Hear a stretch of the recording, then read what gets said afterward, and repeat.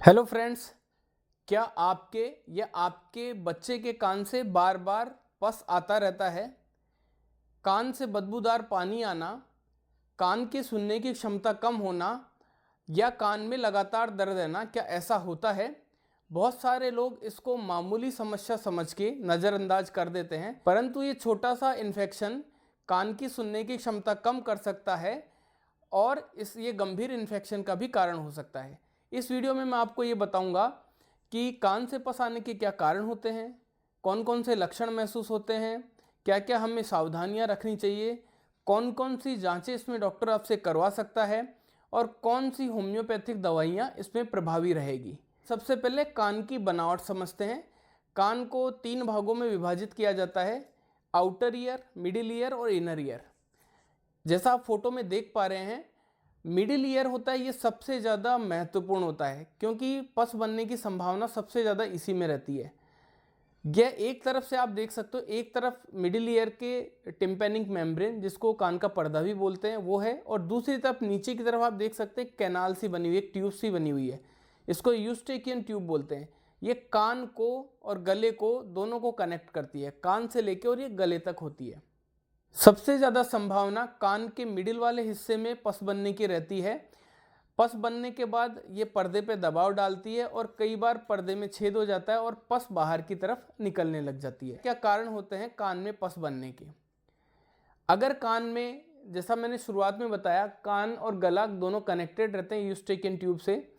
अगर इन्फेक्शन गले में है, जैसे जिन लोगों को बार बार थ्रोट इन्फेक्शन होता रहता है या जिन लोगों के एलर्जी की परेशानी रहती है, बार बार छींके आने की परेशानी रहती है, उनके गले से वायरल या बैक्टीरियल इन्फेक्शन कान में चला जाता है और वो कान के अंदर जाके इन्फेक्शन और सूजन कर देता है। दूसरा कारण होता है कान के बाहर की तरफ से गंदा पानी कान के अंदर आना। जो लोग स्विमिंग पूल बार बार यूज करते हैं, उनके कान के बाहर की तरफ से गंदा पानी कान के अंदर आ जाता है और वो इन्फेक्शन कर देता है। जो लोग बार बार कान को साफ करने की कोशिश करते हैं किसी शार्प ऑब्जेक्ट से, जैसे पेंसिल से या पिन से या चाबी से कान को बार बार स्क्रैच करते हैं और साफ करने की कोशिश करते हैं, उनके इन्फेक्शन होने की ज़्यादा संभावना रहती है। कान की चोट लगने के बाद भी इन्फेक्शन होने की संभावना रहती है। कुछ फंगल इन्फेक्शन होते हैं जो कान में पस बना सकते हैं। कुछ लोगों के कान में एक इन्फेक्शन हो जाता है जिसको बोलते हैं CSOM, chronic suppurative otitis media. इसमें कान के मिडिल ईयर में बार बार पस बनता रहता है और वो बाहर की तरफ निकलता रहता है। लक्षणों के बारे में बात करते हैं।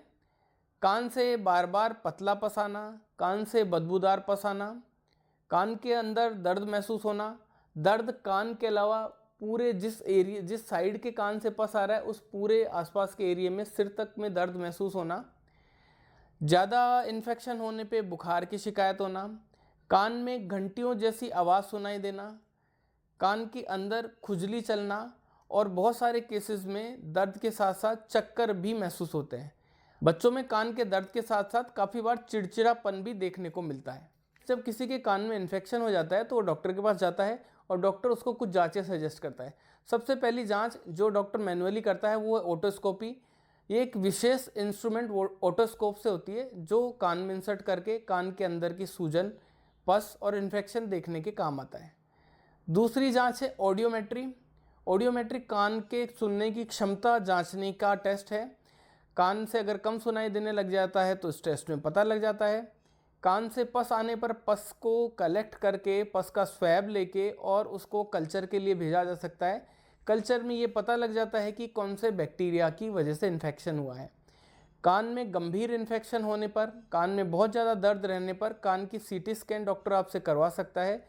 CT स्कैन में कान के अंदर कितना इन्फेक्शन है, कौन कौन सी अंदर की संरचनाएं कान के इन्फेक्शन में इन्वॉल्व है और कहाँ कितना डैमेज हुआ है या इंजरी की वजह से कहाँ चोट लगी है, कहाँ से पस आ रहा है, वो देखने के लिए भी CT स्कैन काम में आ जाता है।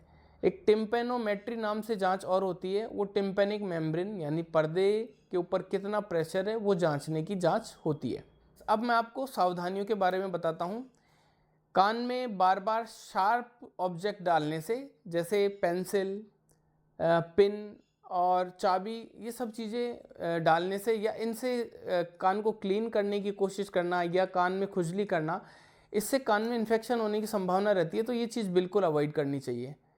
कान को साफ़ करने की बिल्कुल ज़रूरत नहीं होती। अगर आपको ऐसा लगता है कान में ज़रूरत से ज़्यादा वैक्स जमा हो गया है तो आप बाहर से क्लीन कर सकते हैं, अंदर कोई भी ऑब्जेक्ट आपको नहीं डालना है। अगर आपको लगता है बहुत ही ज़्यादा आपके वैक्स इकट्ठा हो गया तो आप डॉक्टर से कंसल्ट करें। जिन लोगों के कान में गंदा पानी जाने की वजह से इन्फेक्शन हो गया है, स्विमिंग पूल गए उसके बाद इन्फेक्शन हो गया तो स्विमिंग पूल अवॉइड करना चाहिए। जिन लोगों के नहाते टाइम अगर कान में पानी चला जाता है तो उनके लिए मैं अपने पेशेंट्स को भी ये बताता हूँ कि आपको कॉटन लेनी चाहिए। उस कॉटन पे हल्का मस्टर्ड ऑयल, जिसको सरसों का तेल, उस पर लगाना चाहिए और वो दोनों तरफ कान में बाहर की तरफ लगा लें। नहाते टाइम कॉटन में अगर हम ऑयल लगाते हैं तो पानी अंदर नहीं जाता, तो इससे कान ड्राई रहेगा और जल्दी ठीक होने की संभावना रहेगी। जिन लोगों को फ्रिक्वेंट थ्रोट इन्फेक्शन होता रहता है या किसी भी तरह की एलर्जी है तो उनको उसका प्रॉपर ट्रीटमेंट करवाना चाहिए, जिससे गले की तरफ से कान में इन्फेक्शन जाने की संभावना नहीं रहे। लास्ट में कुछ होम्योपैथिक दवाइयाँ सजेस्ट करूँगा। कान से गाढ़ा पस आता रहता है और पस का रंग अगर पीला है तो इसके लिए पल्सटीला काम में ली जानी चाहिए। कान से पस बार बार आता रहता है, वो बदबूदार होता है और कान में दर्द होता है तो उसके लिए मार्क्सोल अच्छी दवा है।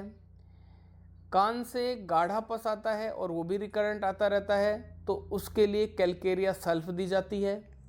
कान से बिल्कुल पतला पस आता है, रिकरेंट इन्फेक्शन होता रहता है, CSOM जैसी परेशानी है तो उसके लिए साइलिशिया बहुत ही अच्छी दवा है।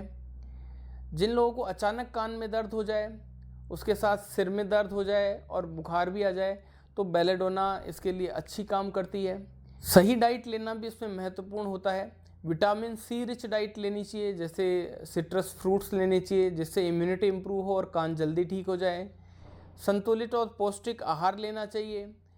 स्मोकिंग अवॉइड करनी चाहिए, टबैको च्यूइंग अवॉइड करनी चाहिए। पानी ज़्यादा से ज़्यादा पीना चाहिए जिससे जल्दी हीलिंग हो सके। अगर कान से पस बार बार आता है तो इसको बिल्कुल भी नज़रअंदाज नहीं करें, तुरंत डॉक्टर को दिखाएं और अपना इलाज शुरू करें। अगर इस वीडियो में आपको जो मैंने इन्फॉर्मेशन दी है वो उपयोगी लगी है तो इसको ज़्यादा से ज़्यादा शेयर करें और लाइक करें। फ्रेंड्स, चैनल को भी सब्सक्राइब करें और फॉलो करें और बेल आइकन ज़रूर प्रेस कर दें जिससे आगे आने वाले वीडियोस की इन्फॉर्मेशन आपके पास तुरंत पहुंच जाए। Thanks for watching this video.